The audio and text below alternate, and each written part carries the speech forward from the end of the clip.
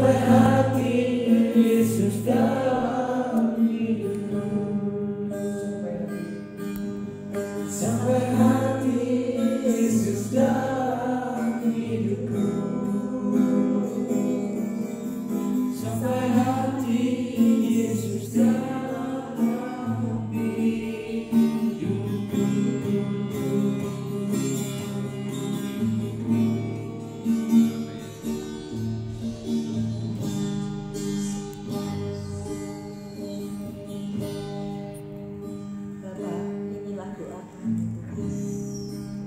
Karuniakan kepada kami semua sebuah hati yang mengasihi, yang menyembah-Mu setiap saat. Karuniakanlah Tuhan, turunkanlah Tuhan anugerah-Mu buat kami semua. Hati yang mengasihi Engkau, hati yang menyembah, hati yang mau kita dibentuk oleh Tuhan, hati yang Kau lembutkan Tuhan. Terima kasih Tuhan Yesus. Ini doa kami Tuhan, ini doa kami. Ini doa kami ya Tuhan. Supaya hati-Mu Tuhan, hati-Mu ya Tuhan Yesus, supaya kami seperti punya hati seperti Engkau Tuhan.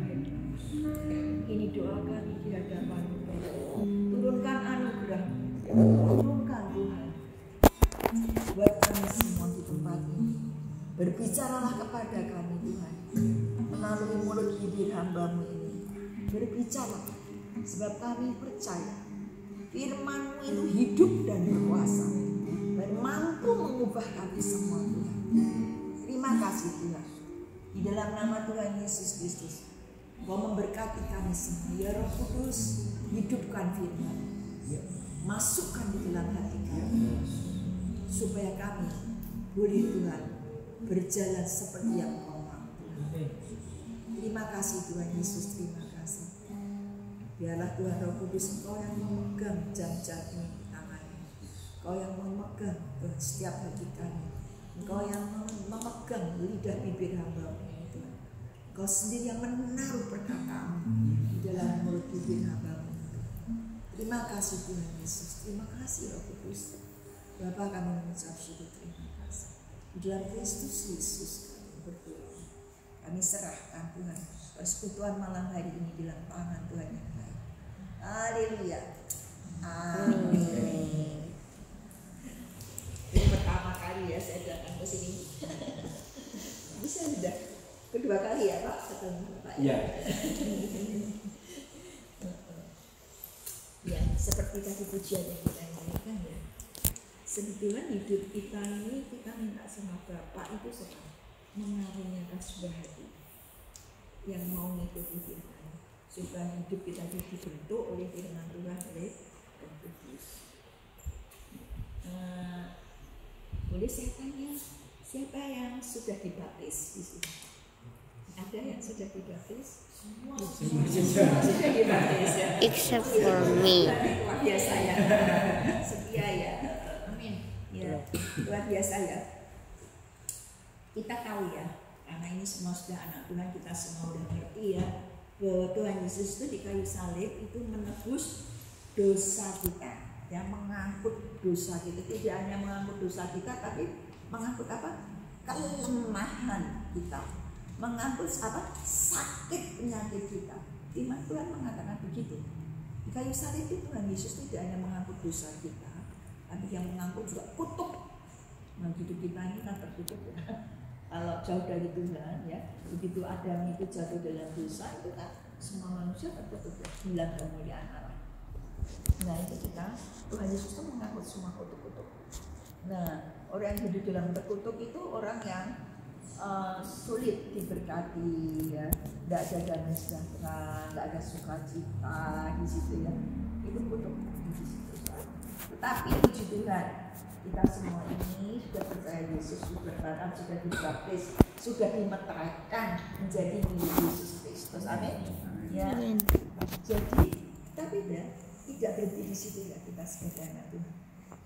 Kita ini sebagai anak Tuhan tidak hanya cuma diselamatkan, ya diselamatkan, ditebus dosa kita, tidak hanya diselamatkan, tetapi juga dibawa ke tempat yang lain. Siapa yang percaya bahwa Yesus Kristus itu mati buat kita? Ayo angkat tangan. Yang percaya. Angkat tangan. Angkat tangan berarti nggak percaya. Siapa yang percaya bahwa Yesus itu bangkit dari kematian? Ini dua hal ini harus ada, saudara. Kita harus percaya bahwa Yesus Kristus itu mati buat kita, tapi dia juga bangkit dari kematian. Itu dua-dua harus ada. Sebab dia adalah yang sulung dari kita. Kalau kita tidak percaya bahwa Yesus Kristus itu yang betul-betul mati loh ya, bukan pura. Kan ada sih dari agama yang lain mengatakan Yesus itu nggak mati, ya cuma dibawa ke tempat lain aja gitu. Enggak. Kalau Yesus Kristus nggak mati, dia tidak bisa menang. Dosa-dosa kita nggak bisa diampuni. Penebusan kita nggak ada. Sia-sia. Ibadah kita ini sia-sia. Tapi yang puji Tuhan, Yesus Kristus benar-benar mati toh. Mati buat kita. Ngangkut semua dosa kita, kelemahan tubuh kita tadi toh, kelemahan sakit penyakit kita diangkut semua, kutuk-kutuk di dalam hidup kita semua sekarang. Tapi kita juga harus percaya bahwa Yesus Kristus itu sudah bangkit dari maut, bangkit hidup lagi, sehingga kita semua punya harapan yang di dalam Yesus Kristus. Yang percaya Tuhan Yesus, kita itu nggak bakal mati. Amin. Meninggal ya, mati tidak. Kalau mati itu habis, selesai. Kalau meninggal itu meninggal. Ya, saya ini bisa berkata gitu dengan yakin, kita tidak bisa mati, hanya meninggal. Karena saya melihat dengan mata kepala sendiri bahwa tidak ada orang yang ini loh, kita ini ada kelompok dua ya. Siapa yang percaya kita itu punya roh?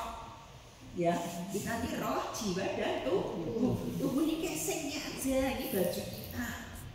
Yang kita sendiri itu yang roh dan jiwa ini. Ini kalau meninggal, roh dan jiwa ini itu pergi. Yang ditinggal adalah tubuhnya.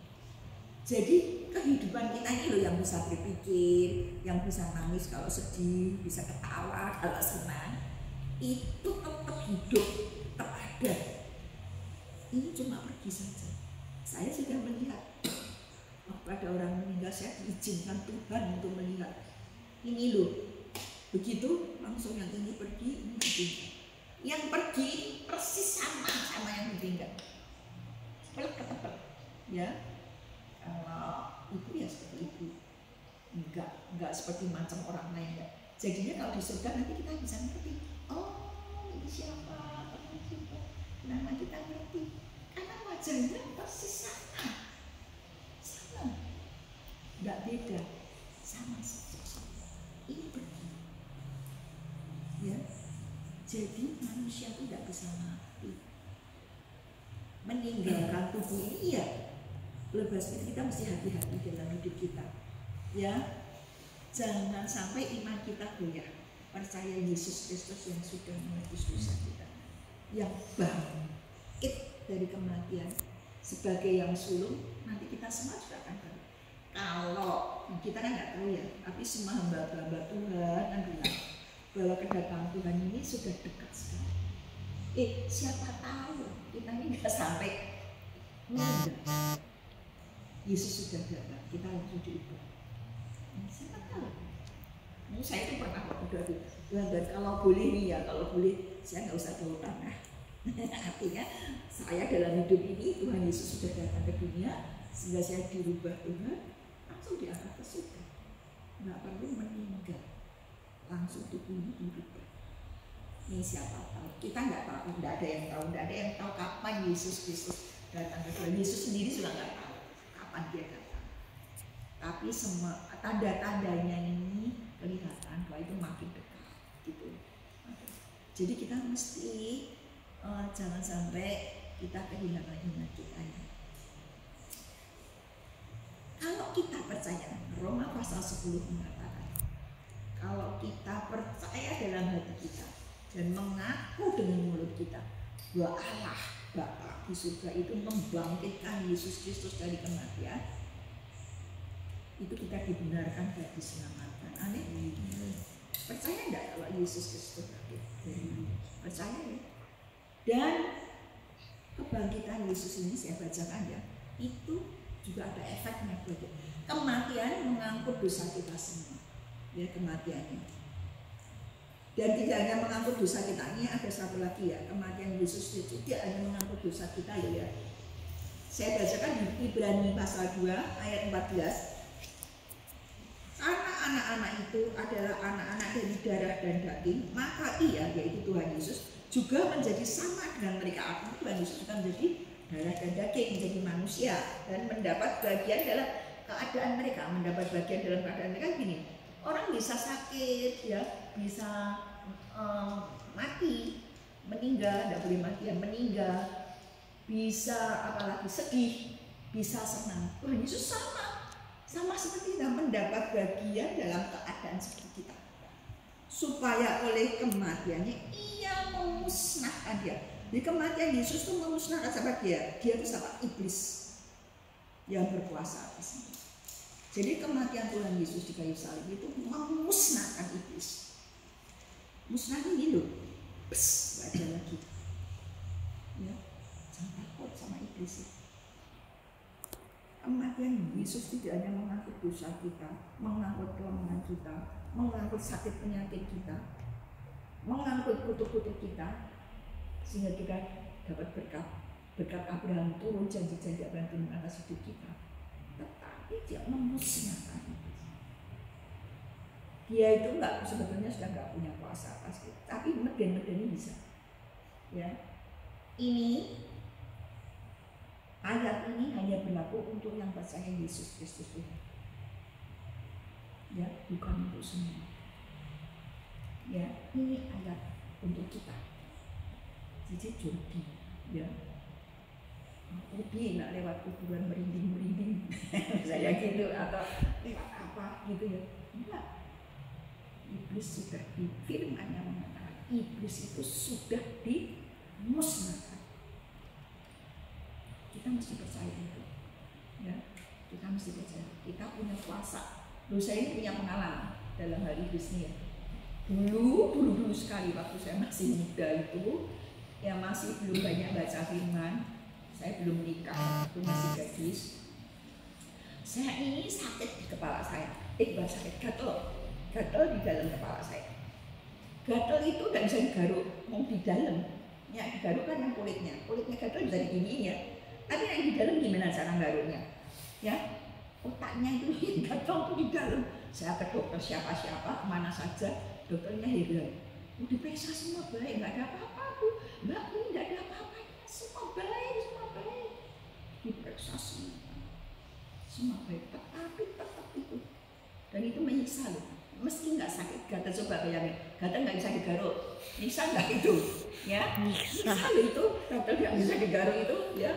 Nah, saya merasakan itu. Tiba-tiba suatu hari ya, ini saya belum ini loh ya, belum maksudnya baca firman belum pol ya, bacanya itu masih cuma renungan harian itu kan banyak ya buku-buku renungan harian itu, bacanya cuma itu renungan seperti itu aja.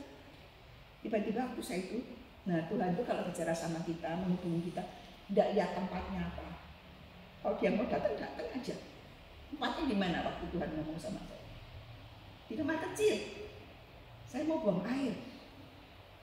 Lagi saya duduk, tiba-tiba telinga saya mendengar, lawanlah iblis, maka ia akan lari dari hadapan.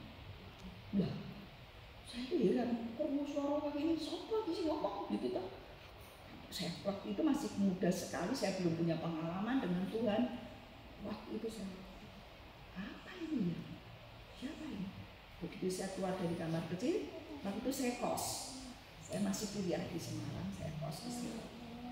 Terus saya bilang sama tante kosnya, tante, saya kok dengar suara bilang lawanlah iblis, maka ia akan lari dari hadapan.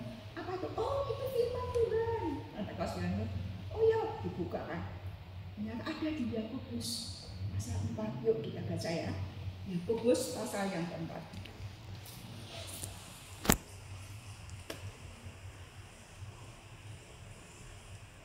Yakobus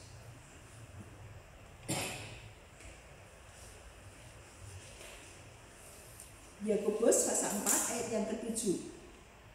Karena itu tunduklah kepada Allah dan lawanlah iblis, maka ia akan lari daripadamu. Saya waktu itu kan belum ngelawan, cuma dengar aja. Ternyata kemudian saya tahu yang di dalam ini bukan penyakit, itu datangnya dari dia yang jahat itu. Begitu saya dengar firman-Nya ini, langsung ngibrit, dia lari gitu aja, pergi langsung sembuh. Nggak ada sakit-sakit lagi, nggak gatal-gatal lagi, nggak ada sampai sekarang, sampai hari ini sudah nggak timbul lagi, nggak apa lagi. Jadi Yesus itu